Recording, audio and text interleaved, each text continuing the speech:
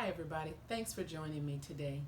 I have 10 tips to have healthy, relaxed hair. If you see me looking over, it's because I've got a list so that I stay on track. And I've also got a few products that are some of my favorites. So if you see me looking over, it'll be because I'm grabbing one of those products as we talk about the tips. Again, the tips are in no particular order, but I will number them so that you're aware of each time we switch to a different tip. Number one, relaxer and over processing. Whether you do your own relaxers or you go to a salon to get your relaxers done, it is very important to pay attention to the directions and how the manufacturer tells you to use it. You cannot go over the time limit that they tell you to go over according to the texture or the coarseness of your hair.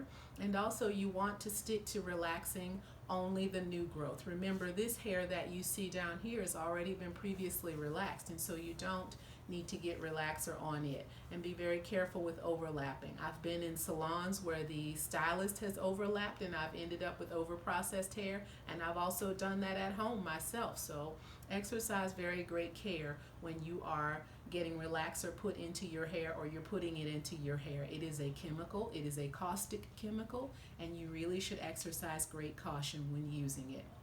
While we're on that subject, I'll also say that I've seen professionals and I have seen non-professionals apply relaxer without gloves. That is very dangerous. It's important for you to protect your skin by wearing gloves when you apply relaxer. It's important for your scalp and the perimeter outer areas in your ears and your nape. It's important that you use a skin protectant. And an appropriate skin protectant to me is one that is designed to protect as a barrier against relaxers. And those you can find in your local beauty supply store usually, and they are specifically designed. I know people use Vaseline and things of that nature that are barriers, but I have in the past tried that, and because I have sensitive scalp maybe, it's not as effective as the skin protectant that's designed to protect against relaxers breaking through. So those are my recommendations for relaxers. If you are a person who uses relaxers that contain lye, those may tend to burn just a bit faster. You may tend to burn just a bit faster with those, but if you use no lye relaxers, you will likely not burn, and you might have a few extra minutes to work with the product into your new growth. But what I found with no lye relaxers is my hair didn't like to be covered with the calcium that's present in no lye relaxers. And so I am a lye relaxer user, and I just use appropriate skin protectant. I use appropriate skin protectant, and I do not allow the relaxer to remain on my hair longer than the time is necessary to process my new growth. And I do not relax bone straight, however, I do like my hair straight. Because I wear my hair in a wrap style, it's very important to how my wrap lays as to the extent of how I leave the relaxer on my hair, the length of time. Number two, regular trims and correct shears when you're doing regular trims. Whether you do your own trims at home or you go to a salon to get your hair trimmed, again, I've done both. You have to have appropriate shears for trimming. When I say appropriate shears, I mean you can't use any shears that are not designed for cutting hair. I bought this pair at my local beauty supply store or Sally's, one of the two, but I specifically have shears that are designed to trim hair. When you use other shears that are not designed to trim hair, you run the risk that you're going to get an inappropriate cut on the end of your hair, and you're going to create additional split ends. Don't make trouble for yourself. Buy shears from your local beauty supply store or Sally's or somewhere that sells shears that are designed for cutting hair. Tip number three, regular shampoos. Some people, their hair doesn't mind sulfates, and other people, their hair does mind sulfates. I have low porosity relaxed hair, and my hair does not care for sulfates. And I have used sulfate-free shampoo for many years, and so maybe that is also a part of why my hair has grown accustomed to sulfate-free shampoo. One of my favorite sulfate-free shampoos is by Care. It is a moisturizing shampoo that is sulfate-free. It comes in another version that does have sulfates, but the version that I use is the moisturizing shampoo that does not contain sulfates. It is in a gallon bottle because I really like this shampoo and everyone in my house uses it because it's effective on different hair textures and types. Everybody in my house has different hair textures and types, and it works on every texture of hair. We have from, if you're into hair typing, we have from 3A to 4C hair in my household. Very loose, curly, wavy hair to a more coarse, coily textures. And it works on everybody's hair in my house. And so the other part of shampooing is regular shampooing. Your hair will become accustomed to whatever routine it is that you normally do. And so for me, I shampoo my hair every week, and my hair has grown accustomed to that over the years, and so it may act out a bit if you don't stick to a regular schedule. And when I say act out, I mean you may develop dandruff, or you may notice a bit of more of shedding than you normally do. It's because your hair's grown accustomed to your routine and it's trying to send you a signal that it's time for you to shampoo it. Tip number 4, regular conditioning. It is vital that you condition your hair, especially when you're relaxed. The relaxer takes away some of the ability for your hair to have good moisture. And relaxers can be drying. And so depending on what kind of relaxer you use, your hair may or may not need more or less moisture. But I recommend regular conditioning of your hair. I recommend every time you shampoo your hair, you should condition it.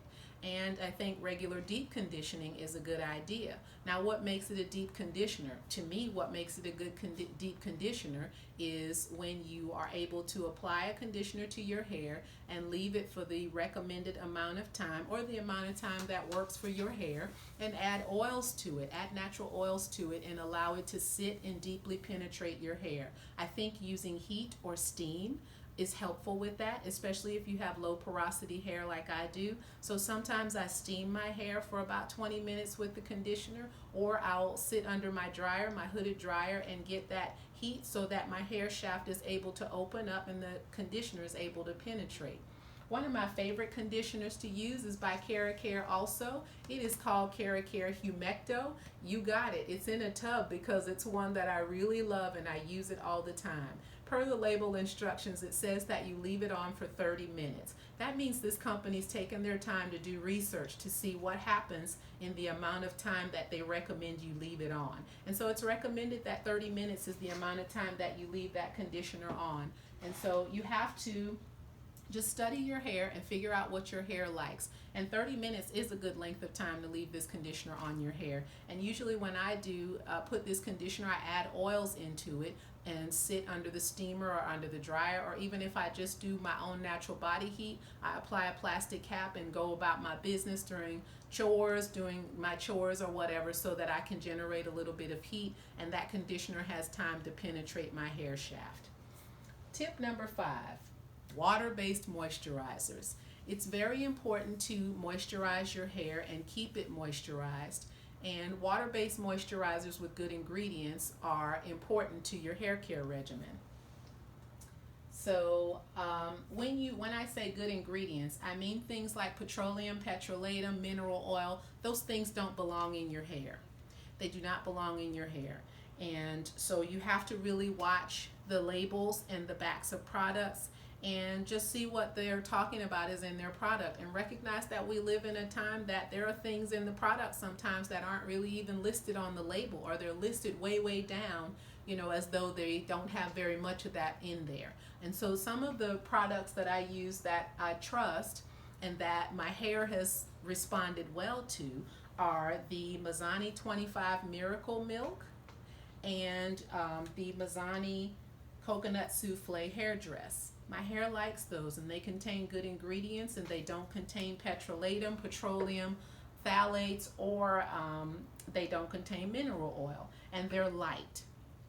So if you are looking for a light conditioner or light moisturizing moisturizer that you can put on your hair, those are 2 that I use that I recommend very much. Tip number 6, natural oils. I use natural oils in my hair. I try not to use things that are synthetic.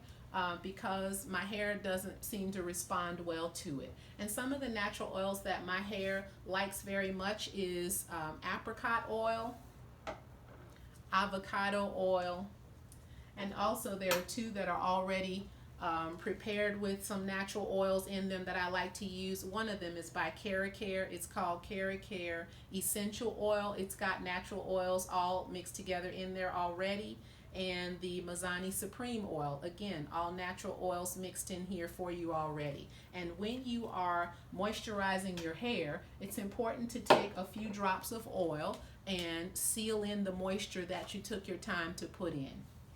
Tip number 7, cover your hair. I can't stress enough the importance of covering your hair.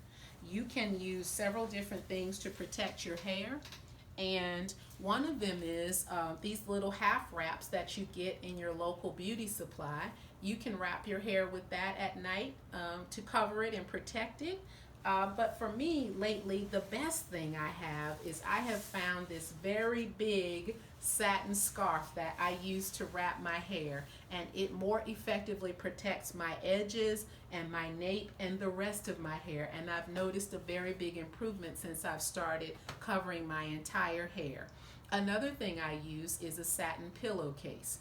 I can tell a difference using the satin pillowcase, sleeping on a satin pillowcase, as well as covering my hair with a satin scarf. Those can be found, satin pillowcases and scarves usually can be found in your local beauty supply or Sally's or whatever you have local to you that has hair products. Usually you can find that there without any difficulty. Tip number 8, manipulating your hair when it's wet.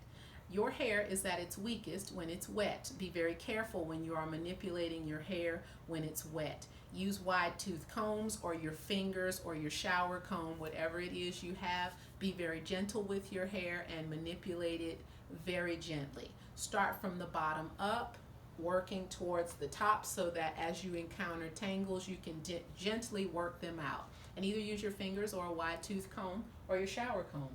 Tip number 9, I think we're on tip number 9, types of tools. For hair, even whether my hair is wet or dry, the types of tools I use are wide tooth combs. I have a variety of the ones that I typically use when I need to comb through my hair. When I'm wrapping my hair, I use a paddle brush. I just use a good paddle brush to wrap my hair.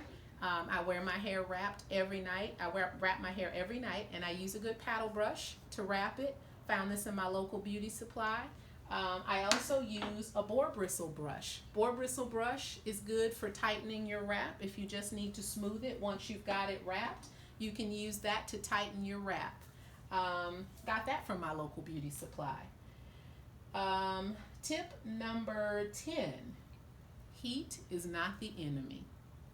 I am not a frequent heat user, but know that heat is not the enemy. And if you choose to use heat, try to minimize the amount of heat that you use, as in maybe once a week you flat iron your hair, and be very careful of the temperature at which you flat iron or curl your hair. And for me, I don't go above 300 because my hair seems to respond negatively if I do go above 300. But again, you have to know your hair and know what you're able to do and what it's able to tolerate. I have not found a good heat protectant that I like that's not sticky or greasy or in some way makes my hair feel strange. But if I'm going to flat iron my hair, just about a dime-sized amount of Chi serum, Silk Infusion serum, works very well for my hair.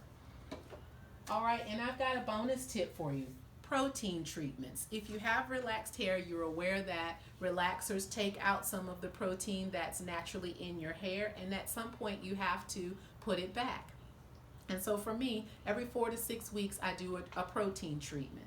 And the protein treatments that I usually use that don't make my hair stiff or hard or make it more prone to breakage, I use Extreme Cat by Redken. That's a 3-minute protein treatment. Sometimes I use the Redken Extreme Anti-Snap Leave-In. It's kind of like a gel, and you just put it in while your hair is wet. A few pumps usually does the trick. If you want something that's a mid-level protein, that's a step up, there are 2 that I like that don't make my hair hard, don't make my hair stiff or difficult to manage, and that's the Nexus Kerafix. Nexus Kerafix a couple of years ago changed this formulation, and I'm not as crazy about this formula as I was about the old one, but it still works pretty well. And this is a rinse out protein treatment. My favorite protein treatment that is a rinse out protein treatment is by Affirm. You see it squeezed because it's called Affirm 5-in-1 Reconstructor, and you have to turn it upside down, and because it has protein in it, it's very stretchy and sticky. So that's why you see the bottle is squeezed in like that, because once you turn it upside down and get it out, it's really quite sticky and slippery. But again, great product. Doesn't make your hair hard or rough or difficult to manage or comb through like some of the others that I've used. Bonus tip number 2. Take care of your hair from the inside out. Drink an adequate amount of water. Eat clean, healthy sources of protein and vegetables and fruit. Get regular exercise and take your vitamins. Those are all the tips that I have for you today, and thank you for joining me. Have a great day.